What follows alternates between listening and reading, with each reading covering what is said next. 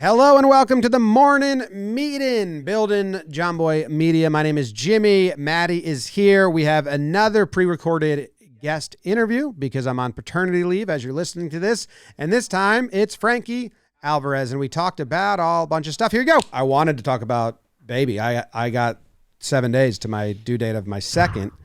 Congrats, man. You had 2 in diapers, right? Or still have 2 in diapers? Still have 2 in diapers, and it's boy, it's throwing us for a loop, man. Anything I need to know or prep for specifically? So how old is your big guy? He's gonna be 2? He's just under 2. He's like 19 months or 20 months. I was real great at keeping track, and then the months got too high. And I'm not good at like calendar math, like November to June. I don't know those months, you know. Yeah. When people sit and they'll be like, "Oh, this is my son. He's 42 months," and I'm like, "Just come on, don't just give it to me straight. You give me a year, an approximation. I don't need to be specific." Yeah, like I always thought I was just going to go 18 months to 2 years, but people keep asking in this interim, and I'm like, "Fuck." I'm going to go to howoldaMI.com and see. I'll type it in for him.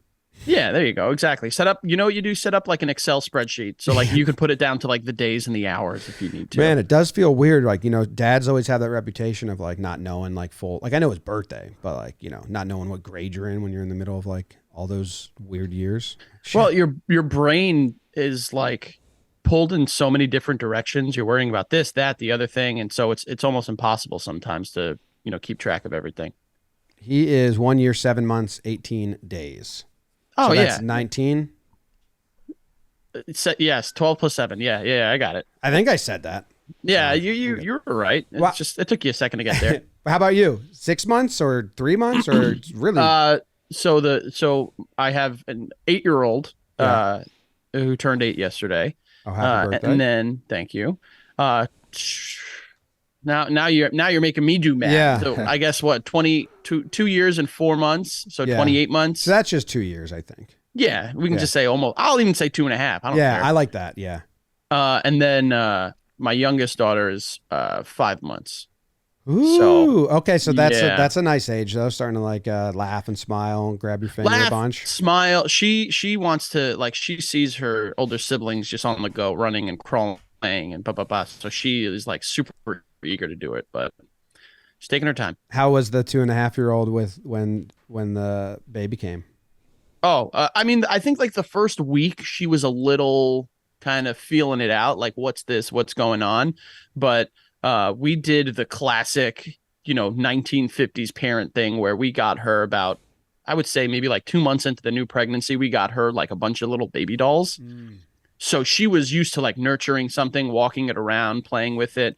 And so far she's been an absolute angel with her, so no complaints. And everyone is, knock on wood, I know I'm going to jinx myself when I say this, but those terrible, let's see what happens. People say it's different for boys and girls, but let's see. She's been really, really great. Yeah. Sometimes it's the 3s, I think, but, or the 2s for people, whatever. My guy he's very sweet, and he has a younger cousin that's 6 months younger than him. So like was a baby, now a year old, but he's very gentle and sweet with her. But he is going through like a hitting phase right now where he doesn't know he's hitting you, but he'll just get like frustrated and just flail his arms and slap me right in the face. And then I just stop and I just look at him, and then he hugs me and says sorry. And he's like he feels bad. He can't help it. Just tag him back, give him a nice receipt and just be like, bob and weave and just give him a little one. He wants to make us laugh so bad. So he's constantly doing stuff that he thinks will get a laugh. And if he crosses the line and then I have to not laugh and say like, no, he'll just go, yeah. I'm like, it's all right. Yeah. And then I got to hug him. I was like, it just wasn't funny, dude. Yeah. No. And they test those boundaries. We'll go on, at bedtime for the 5-month-old. I'll bring my 2-year-old on walks, and it's all every single time. It's just a matter of just testing her boundaries. Literally, I'll be like, don't do that, and she'll like slowly creep into whatever I'm telling her not to do, just to drive my sanity up a wall and really test the limits of what she's allowed to get away with. But it's fun, man. You're gonna. You know what it is. It's a lot of work. I think, it's funny when we had just the 2 and we first found out we were pregnant. and we, of course, my wife when she was pregnant, everyone always said like, listen, if you could do 2, you could do any number. Yeah. That is the biggest. I don't know if I'm allowed to curse on here. Yeah, yeah. Biggest crock of dog shit that I've ever heard. And 3 has been that first like month of 3 was insanity. Really, really, really tough. So, but you guys, you got it. It's not you're built for this. You'll be fine. Yeah, we have a nice support system too. Like my mom lives 5 minutes away, my sister lives 5 minutes away, and my sister who works here as well. I don't know if you guys met, but she has 3, 6 months, 3 and 5, I think. So I'm getting to see that and seeing that. Oh no, like strap in, because her 5-year-old is now doing baseball, swimming lessons, and it's like when that shit kicks in, it's a whole new game. Yeah, the age difference between my youngest, and he's my stepson, so the age difference between him and our 2-year-old, and even our 5-month-old, has been super blessing, because he is so helpful, and they are like enamored with him. They love him so much. He can like, if the baby's super super fussy, he'll literally just say, "Give me the baby," and he'll sit there and walk around with her, and she's dead quiet. I was 10 when my brother was born, and I loved doing that. I love babies. So like if I was at a 1-year-old's birthday party and there was a newborn there, and I was like, I just cut the line. Like, nope, I got him. You gotta get your reps back in. Yeah, yeah, I gotta practice. Get, yeah, it's like, oh, okay, this is easy. Yeah, but no, it's tough because he'll have school, and then after school he would go to karate, and then he'd have to come home, and then it'd be dinner. And it drives you a little nuts, but the thing that we say is like, we got to put this time is not about us as the parents. It's about them. Yeah. Just making their life as enjoyable. But it's fun, man. You'll 2 is going to be, you're going to have 2 under 2. It'll be the most fun. It'll be a little crazy. You'll lose your mind, but you'll be great. Yep. Hope she's a good sleeper. And if she's not, she's going to need to be. It's like more so, I don't have to sleep train the baby. I have to sleep train my wife. Because she is like the first cry. We actually just got like this morning, my guy was crying. She's like, "Are you gonna get him?" I'm like, "It's fine." And I was like, "Hey, we're gonna have a baby. You want to sleep train him?" Like, we gotta sit through some crying now. It's all right. Are you a morning person, or are you? I am now. Become one. Yeah. I see you posting all those, all those clips of you getting to the office super early, and I'm like, my guy's getting after it. Good for you. That's Monday, Tuesday. That's the sneaky part. Thursdays we go to the warehouse and fuck around and like play blitzball, and we're recording, but it's a much lighter schedule. And then Fridays I work from home, which is like I lock myself in the basement and work all day. But those Mondays, Tuesdays, that's a little for show. Good, man. Yeah, it's. You got a good support system. You guys will be great. Don't worry about it. And even if you lose your mind, it's all good. That's part of it. That's what I always say. Like that's part of this little like season of our lives is like I want to be in this shit. Like, if I have a baby and they never pee on me while I'm carrying them in between diaper changes, like was I a parent? Like we need all that shit to happen. Everyone needs a little bit of pee on them. Where it comes from, that's up for debate. But yeah, absolutely. Yeah. I didn't get like the stream up my face for my son. I was carrying him to the shower, just got him naked in the room, carried him to the bath, and just in those 10 steps, just peed all over my hip. I've gotten that at least twice with my daughter, and it's only the only thing I can say I haven't gotten is poop in any form on me physically. Just like a wiggly diaper change maybe on the fingers, but not like gross. No, that's nothing. But I'm saying like when people when it goes up their back and you're holding them. I've never had that. I've never had that, thankfully. Although that might be when I give the baby away. I'm like, all right, I give it to my wife. I'm like, I need to calm down. My son was going down the slide in the backyard over the weekend, and the slide had been moved, or the dog's shit right at the base of the slide, and he was barefoot. So he was like going down the slide, stepped in it, and then he was climbing up the slide and going down, and then we didn't know for a little bit, so that was a bit of a thing. Oh, and then my sister and I'm holding him up. And my sister takes the hose and we're going to spray his foot to get the poop off. And as I'm holding him and she starts spraying, the water starts splashing off his foot back into my face. And now after one full second, I'm like, oh, I realized this is poop water spraying in my face. And she realized it. And it's kind of laughing, we're so dumb, but also I got to run because now there's shit all over my face in a weird way. So that was, yeah. It's all right. So maybe that counts. But that's dog shit. Everyone steps in dog shit barefoot. Everyone, has like a weird run-in with dog shit at a point in their lives. So yours was just way more interesting, Yeah. All right, we'll pivot to content and doing podcasts and stuff. So we talked to Joe the other week, and it's just a bunch of, mostly on the show, it's I like talking about my life and parenting and stuff. We haven't done that in a while, but usually I post like home videos, behind the scenes stuff, and all that. And you gotta say, your son's got a killer fastball so far, man. He still throws with both hands, and he can chuck the ball. I actually just told my wife that I want to plan a family home run derby, like one like June 15th. I threw out that date. We all go to the park, and who can hit it the farthest? And I said, at what age does he beat you, to my wife? And she said probably 5. And I was like, yeah, probably, like off a tee, probably 5. Did the competitor and you just set this up so you could beat your son at something and do that thing where it's, just like you need to get good? When's he going to beat me was the next question. And first I threw out 12, and then I did the math, and I'm still in my mid 40s. So I was like, I think I got him at 12. My brother definitely beat my dad at 12. He was a really good baseball player at that age. But I think once like 14 comes, I'm out. But yeah, I want to do that. It's a family outing. My dad was like, I want to go too. I was like, oh, okay. I mean, it's gonna be sad if you get beat by, the 5-year-old. Yeah. my son hasn't shown too much of an affinity for sports. But we do that with video games. So he'll pop on, Mario Party or Mario Kart or something like that. Excuse me. And I say to him, I'm like, listen, no more like me giving you a head start. Like, you need to be ready. You need to be ready to actually win. And he says like, yeah, I'm about it. And then he'll get dusted. and then he gets upset, and he's like, I'm like, oh man, what do you want? You think I'm going to let you win? And he's like, well, and I'm like, no, man. And especially there was one day we played, my wife and I played Mario Party together.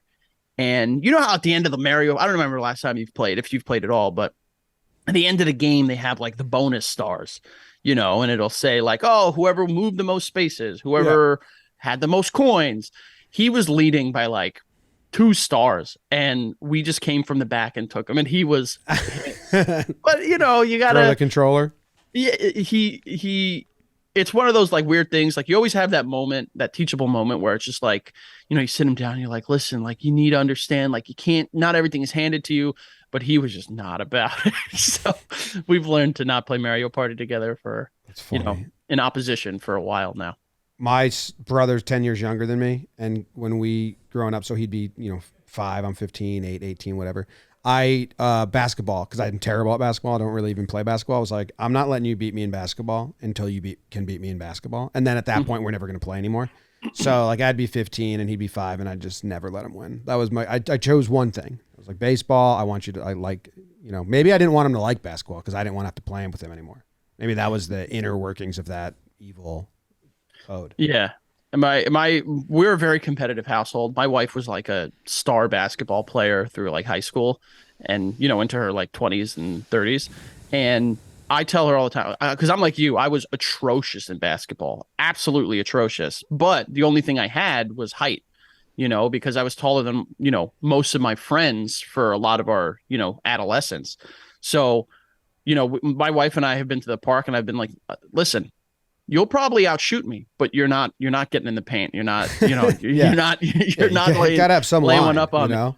Yeah. And I ended up beating her. And to this day, I always like, I mess around with her, and I was like, well, don't forget who's beating you in basketball. She's like, you literally just overpowered me. And I was like, well, what do you want me to do there? I like competitiveness as long as you can handle winning and losing. Like our age group, it's fading now. I talked to some youth coaches, and I don't know if you know Coach Ballgame is, but I love what he's doing. But I went on their podcast and talked about this. Like my brother's age group. So, and you, Maddie, their age group was the participation when it was like full swing, like everyone got a trophy, and it was like, don't worry, don't try, it's just a game. And that's faded now because I think people have learned like you should want to compete. Like life and work and everything is, as long as you understand the limits of which you yourself can go before you go to a dark place, all that's like, I always talked about with my wife, because we're a competitive family. She's really not. My mom really isn't, but my dad is, and all our kids are. And I'm like, no, it's good. Like we want them to want to win. That's very important in life, I or think put their anytime- best effort forward. Yeah, I think anytime that there's like, significant like social changes in whatever, using it in the context here of like people that say like, oh, now everyone gets a participation trophy. Well, they forget that it's that generation that complains about it is the one that's giving the trophies. Yes. Yeah. And I think anytime there's like a radical social change, they go instantly to the polar opposite end of whatever it was. Yeah. So, there should be a cutoff. time, Like once you get like house league, sure. But if you're playing travel ball, that should be winners and losers. And like for my brother's age, it kind of wasn't. They were like still like not really doing that. I was like, that's nuts. Yeah, I think, the as it like balances out, it'll stop being like everyone's a winner, and it'll just be like, oh well, understand what it means. Learning to lose is more important than dampering wanting to win. Yeah. What's the everyone sees your I'm butchering the quote here, but it's like everyone sees your successes, no one sees your failures. Yeah. Or like that iceberg quote. Exactly. Yeah, like the iceberg, and then down there it's all that. There's this is a kind of a more serious thought, but I thought of it, so I'm going to share it. There's this movie called Thunder Road. I actually met one of the. Have you seen it or know about it? I know about it. I haven't seen it. You love movies, right? Big movie guy, yeah. Have you seen? There was a short called Thunder Road, and then they made it into a full feature. It's awesome. I'll take a look. I haven't seen it. Yeah, you watch the short. It's like 10 minutes, but I think it's like really, really good. And then I like the movie. There's this line in the movie that fucked me up. The dude's mom dies. And he's not handling it well at all. And he's kind of like freaking out. And at one point in the middle of his yelling, he says, I just found out her first boyfriend or husband died in Vietnam, and I never even fucking talked to her about that. And that line fucked me up. I talked to one of the producers, and I was like, dude, and he was like, yeah, that line fucked me up too when I read the script. I'm like, what is there going on in my parents' life that significantly changed who they are as a person that I don't know about and I've never talked to? That's like, you'll see it with your kids, is like, think about the full life that you and your wife lived before your children were born. Yeah. And not only the stories that you'll remember, but like I have a really good memory, and I always try to retell stories in order to remember them the same way, because I freak myself out thinking like, what have I forgotten that I used to tell as like a party story or something? And just think about all the stories that you will forget for your kids, or you won't even be able to tell them, because we all have stories that we can't tell our children. And thinking about that with your parents, and what the things that bro, I am with you. I am like, time is like, I don't have any phobias, but time and like the passage of time is just one of the things that freaks me out to no end. Yeah. And I don't talk about it because it just like, I remember one time I read something, and it's such a like, just like a minuscule little thing to think about, but it was like, this moment right now, it's etched in stone. You'll never get it back. And I was just like, yeah. Hey, you're a lot like me. That whatever that is, that version of anxiety or whatever, the passing of time, freaks me out. Do you like Richard Linklater movies? Do you know Dazed and Confused or Get Some? I know Dazed and Confused, Boyhood, Yeah, Before Sunrise, because he is obsessed with the passage of time. Like all his movies are exploring this. Like Boyhood was a lot like that. Like what is this all? And it messes me up a little bit, and then also I'm fascinated by it. So like I'm the type, like, I'll watch movies to experience it and see it, and then I won't watch it again just because I don't need to be reminded of what that movie is telling me. You know what I mean? Like there are certain parts about, certain things that are just like, I've experienced it. I did it. My wife all the time, she's like, the most rewatchable movie is Forrest Gump. And I was like, it was a great movie. Watched it once, don't need to see it again, because it is beating you over the head with, what it's telling you at the end of that movie, which I won't spoil for anybody. I think it's The Replacements, because when Shane Falco is going for the touchdown at the end and you're on TBS or TNT, whatever of those channels just throws it, you're rooting for him. Yeah. Like, I hope he pulls this off. I say it all the time. My favorite movie of all time. I don't think it's the best movie ever, but it's also the most rewatchable for me. And it's The Mask with Jim Carrey. Oh, that like created my persona and just his over the topness. I was like, I think it came out in like 94. There was that best year for movies.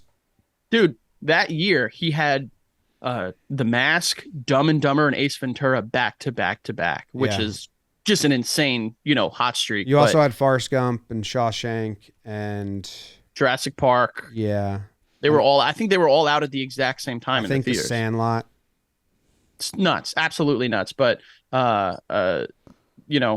it's like that I could watch 800 million times and never get sick of it. You said you have a really good memory. So do I. Because I moved so much. So like my life is broken up into 2 years, 3 years, 4 years. So if I just like, where did I live? And then I can narrow it through there. So it's easier for me.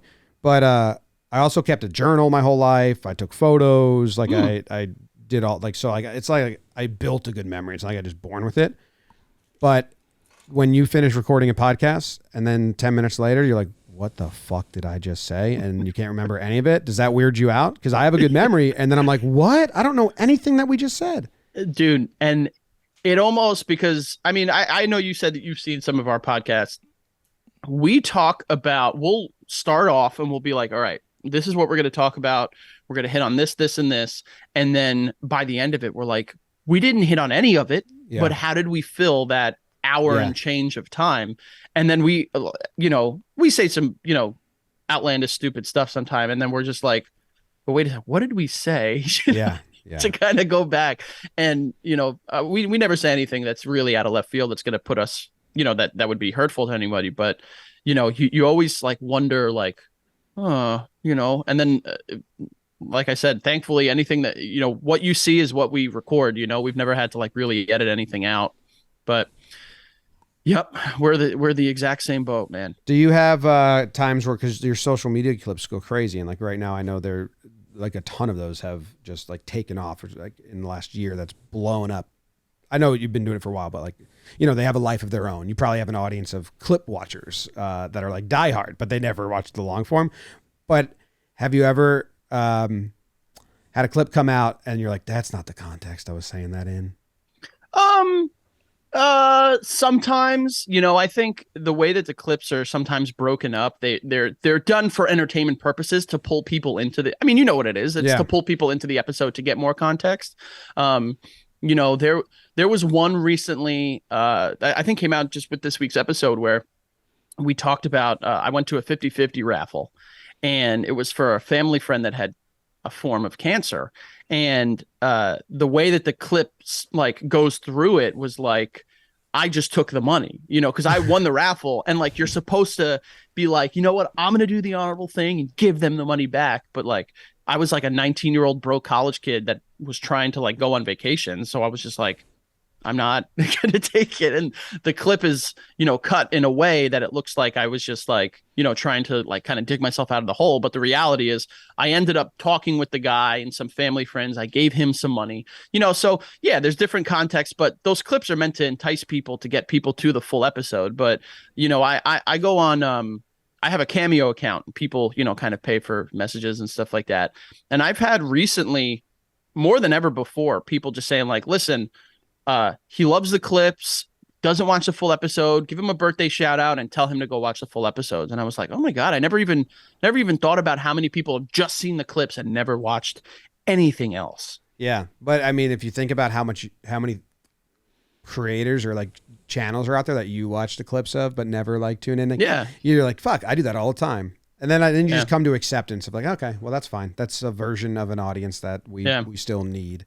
But we have it a little different because we're in the world of sports, where we have people that like actively want to gotcha, like take their own clip, completely change the context of it to like fucking get us, which is well, that's annoying. The nature of sports broadcasting is like they want to hear a small snippet of what you said and then just be like, the Jomboy guys think that It's nuts.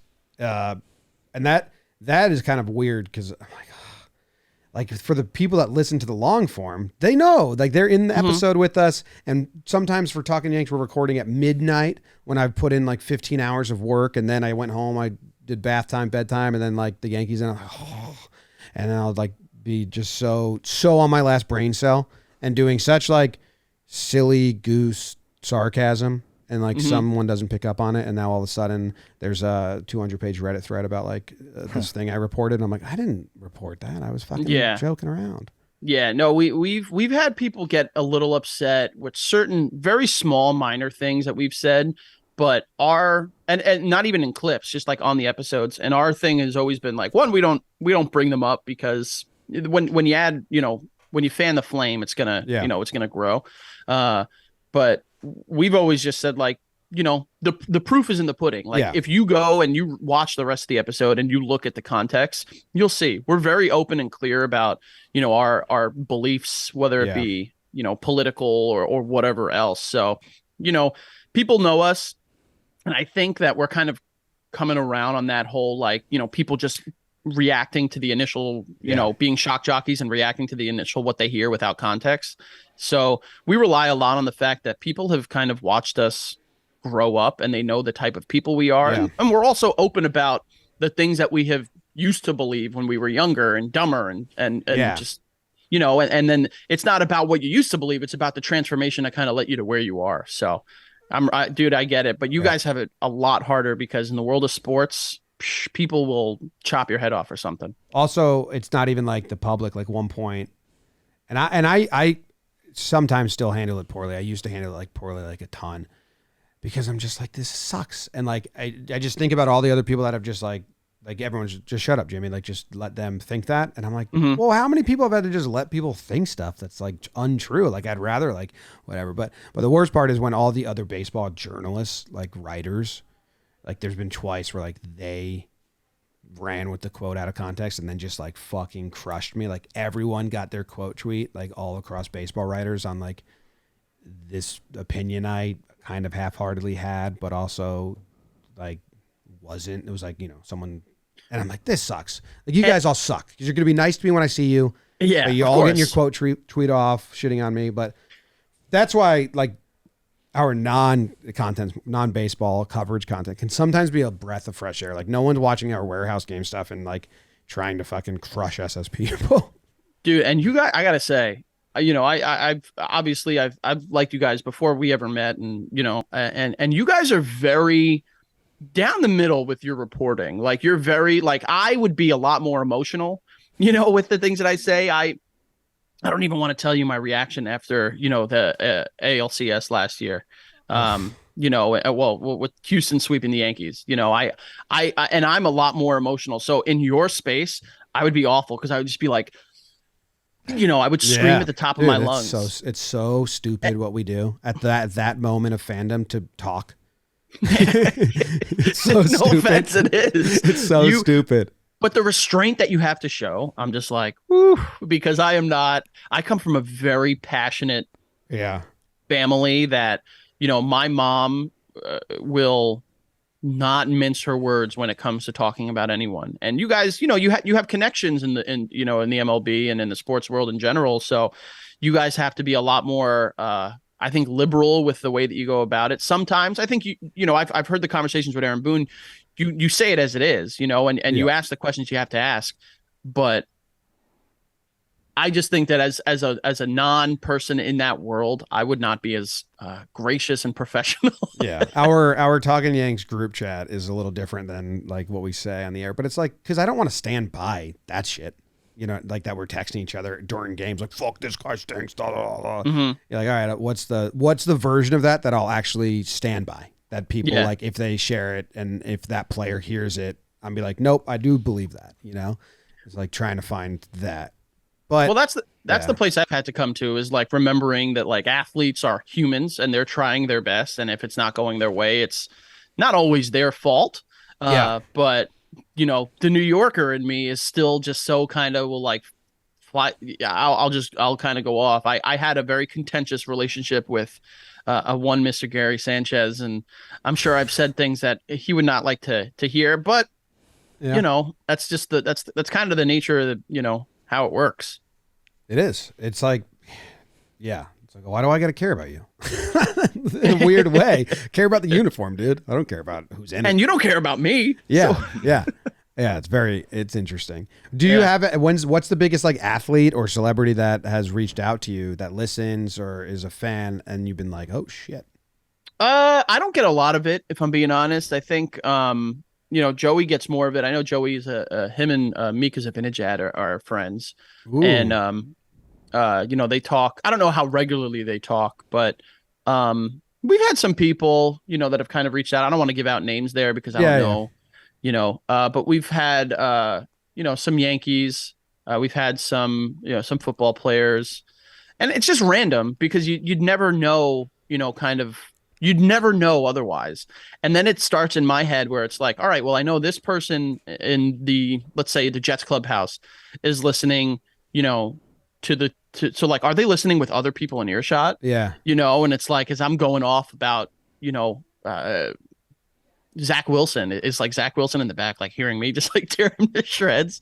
So, I'm,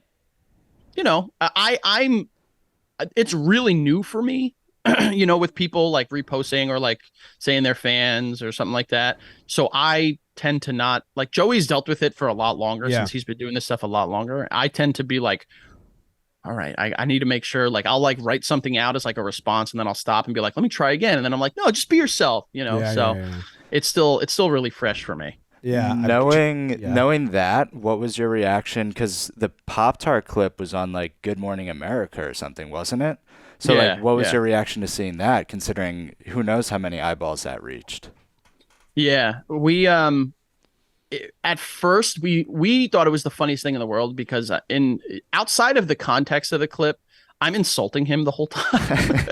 So I'm on, Good Morning America calling Joey a geek and a dweeb, and really just trying to tear him to shreds because of the choice of Pop-Tart flavor that he likes. But it's strange and it's cool. At the end of it, I think everybody as humans in a way kind of really just craves attention, just where that attention comes from. So when you see something like that going viral and on the, here and there and stuff, there's a moment of like, cool. But then it's about how you deal with the attention afterward, which, really determines how you're going to react. Do people recognize you and like, like drop like clips or like, I don't know, how does that go? Do you get recognized when you walk around town or in Jersey or anything? A lot more. Yeah. It's because I joined the show as a full-time co-host in 2020. Mm-hmm. And at first it would be, once every, 4 or 5 months, maybe. Now, every time I go out now, there's at least one person, oh my God, I love the show. Yeah. You could tell kind of like the people that have actually listened or they just see a TikTok of it. I had one person come up to me and they were just like, are you on TikTok? And I was like, if that, yes. Yeah. And I didn't say it to the person. Yeah. I was kind, and I said, well, thank you. I appreciate it. But like, if that's, where the relation or like where you're recognizing us is from, then it's like, oh, you just kind of just had one of those pop up on your For You page. Yeah. The, when people recognize you that listen to the long form, it's very interesting because we've been with baseball players before, like we went to the stadium with a baseball player that played for another team, and he saw how much we get high and recognized, and I don't mind it in the slightest. Like very few people I think are going about it the wrong way when they say hi to me. Like I'm always in favor and want to talk and stuff, but it's different. I explained to him. I said because they know me. And they want to have a conversation with me because they listen to me and they know my life a little bit.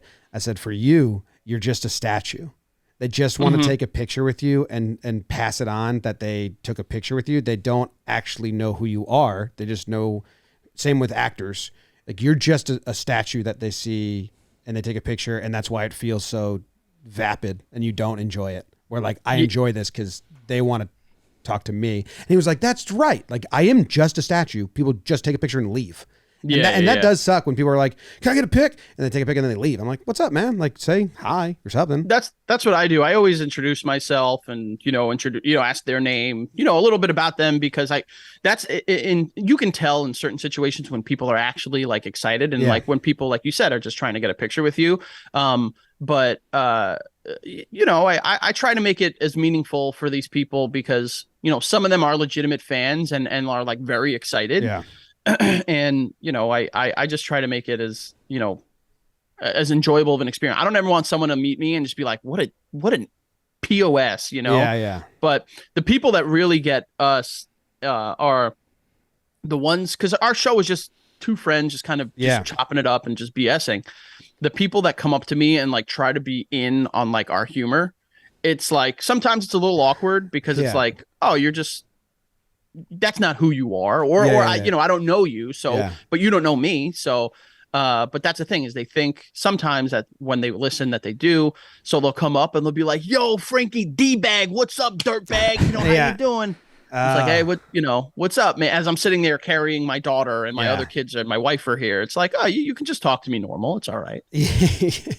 I feel like Jake is Jake, he's funny. He's an entertainer. He's outgoing. He's always trying to make everyone have a good time no matter where he is. So people that listen to Talking Yanks or listen to stuff and they meet him, they're going to be like, oh, that's him. But I'm a wallflower. Like I'm pretty shy. Like when I'm in that really silly mode with Jake, I don't do that. I don't get to that level with multiple people. I have to know you for a long time. So when I meet people and they want to kind of like go to like that, I'm like, oh no, like, thanks. I appreciate it. And then I feel terrible about it. I'm like, I'm sorry. I'm kind of just like a shy, quiet guy.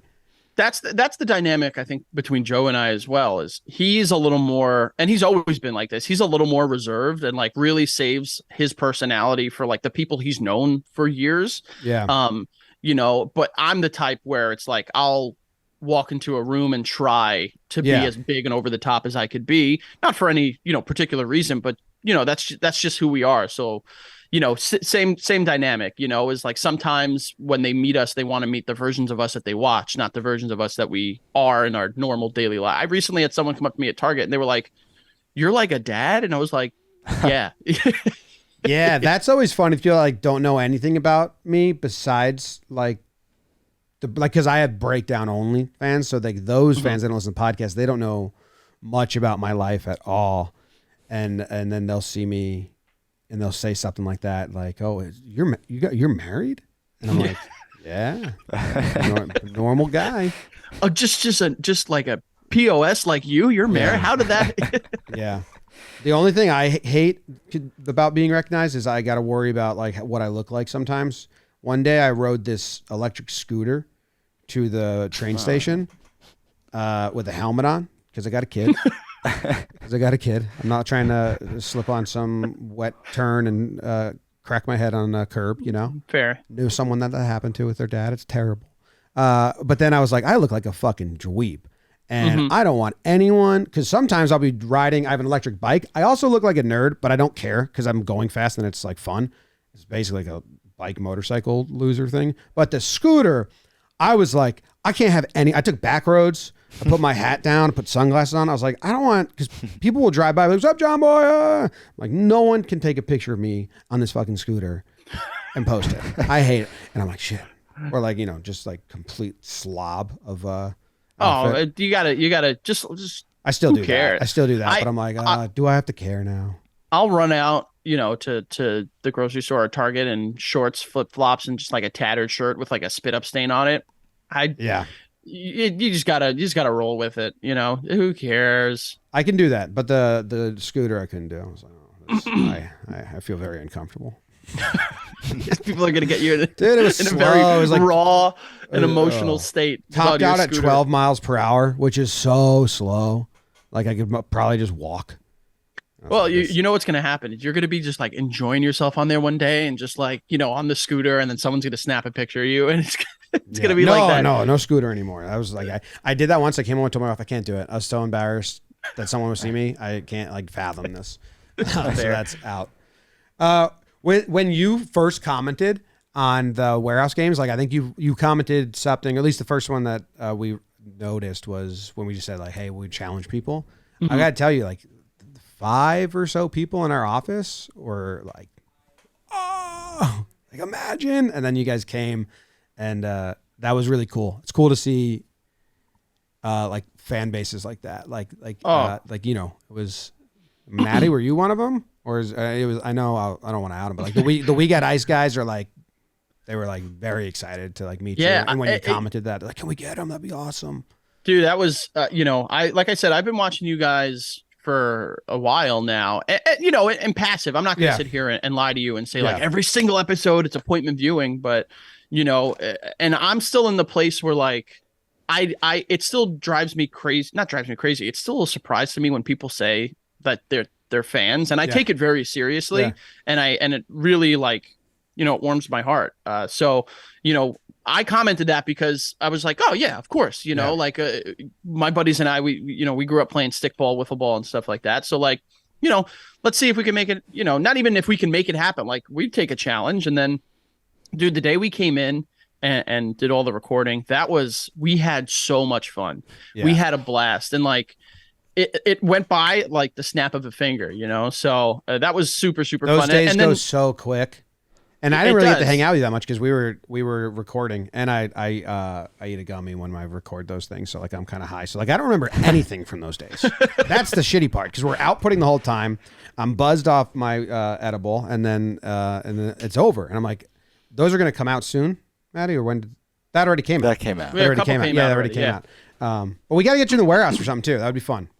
Would love it. And then it was like toward the end of the day, Joey and Danny were like, oh, they got MVP 2005 in there, and I was like, I was like, how did I not? And you know, it's so that was a really fun time, and you know, I love what you guys have been doing. You know, that we got Ice Guys, everyone across the board.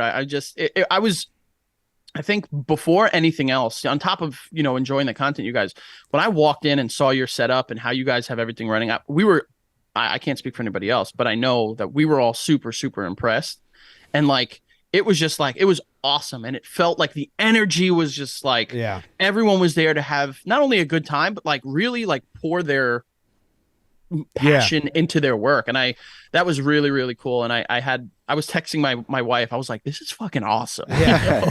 That's I don't want to like freak out and be like, it was, you know, cool. Like a super mark, because the other group that came, the YouTubers, they saw like the plaques and they were like impressed by that. And I was like, oh, okay, like good call, hanging those up. Let's get more, because I didn't know like what does that come off as. And then they saw the whole setup and they're like, this is what. And I think it was good for our creators and us to see that as well and be like, hey, we don't need anything else. Like we're pretty set up here. Let's just create and have fun. And after that, we kind of turn there, and it was cool for me to see you guys react and like be impressed, because I never know, you know, I never know what people think. And I was like, yeah, we do have a lot to work with. Let's get after it. I tend to worry that, you know, because we came in and instantly started joking about Joey's dead dog, and like our daddy issues, you know. And I often sometimes worry that our shtick is just like, it doesn't translate well when you're meeting other people. But we hit it off, man. We had a really good time over there. That was a lot of fun. Nikki's there, Jake. Like it's a lot of jokes being thrown around. Yeah. This one. Yeah, we got to do it again, or get you to the warehouse, or do something. But I said that to Joe as well. I was like, hey, let's do something, because it was fun. Yeah, and that day went by quick. Yeah, and it was such a good time. Like you know, it was just we were just having fun, you know, and it doesn't feel like work if you're doing that. Tomorrow, Jake and I are going to the warehouse, and we're playing against a bunch of teenagers in blitzball that like are like good, like baseball players. Like, bro, I hope you mop the floor with them. Same, but we're you have to bean one of them. It's Jeff Passan's son and his friends. Oh, you got to be nice. Or like, you know, we're gonna take it serious. We said we're coming for you. We'll see. You don't want to upset Daddy Passan, you know. Yeah, he's actually awesome. I'm excited. But yes, is he cool? Yeah, no, he's pretty. He's pretty nice. That was something that Jake and I were surprised about when we went to the first winter meetings, is like the big reporters, like Rosenthal, Bob Costas, Passan, Buster Only, were all in. They all liked us, you know. It was very easy for us to be just thought of as these fucking guys on Twitter causing a scene. And you worry about like, you know, they're either going to accept your, you know, how you've gotten to where you are, or they're really not gonna, you know. And that's awesome, because you always worry about, you know, hearing, you know, meeting the people that you've enjoyed watching and your heroes and stuff like that, and then just being torn to shreds when they're not, you know, nice people or kind at all. No, but majority of people have been like very accepting, or like, you know, and it gets to a point where like, okay, we're here now, you kind of have to, or accept us, or like, you know. But even at the outset, like the first time we went to winter meetings and stuff, we were still really small. Everyone was like, reached out and was nice and helpful. It's cool. That's great, man. That's awesome. Yeah, because the baseball community can be like fickle, or just very like, they think a lot of themselves. They're like keepers of history. They think more than like. Well, it's America's pastime. You don't, you know. I half agree. I'm like, yeah, you are. But like, then I'm also like, can we change some rules, because it's so stupid? The stats are dumb, and then they don't. Yeah. We should assume double plays. That's my big sticking point. It could be an error. Whatever. All right. Well, taking up a lot of your time. I appreciate it. Thanks for having a conversation. I don't know if we ever got to the stuff Maddie wanted us to get to, but I enjoyed very much just talking about life. I loved it. Thank you so much. Yeah. This was great. Cool. Awesome, man. Well, yeah, we'll get in touch because we got to get, I'm going on paternity leave. And then when I'm done, I'm going to be just like ready to do as much as I can. So we'll have another tournament. Don't be a stranger, man. Don't be a stranger. Congrats. We're not too far from each other. We're both Jersey boys now. Yeah. You don't have to say. I'm down. That's all right. I'm down in Tom's River. Oh, yeah. I remember talking about that. Yeah. So, I remember you were saying you lived, I'm not going to say where, but you lived. Yeah. Well, if I go to if I ever am in Lavalette for a stint, if I'm there for a week or so, I'll reach out. Dude, I'm more than welcome. But yeah, congrats again and best of luck. And, it'll be great, man. And thank you for having me. This was, I love doing this stuff. So thank you. Yeah, appreciate it. And late congrats to you. 5 months late. Thanks. Enjoy. Thank you. I appreciate it. All right. See you, man. Thanks for watching. Subscribe, like, watch, comment, all that stuff. See you later. Bye.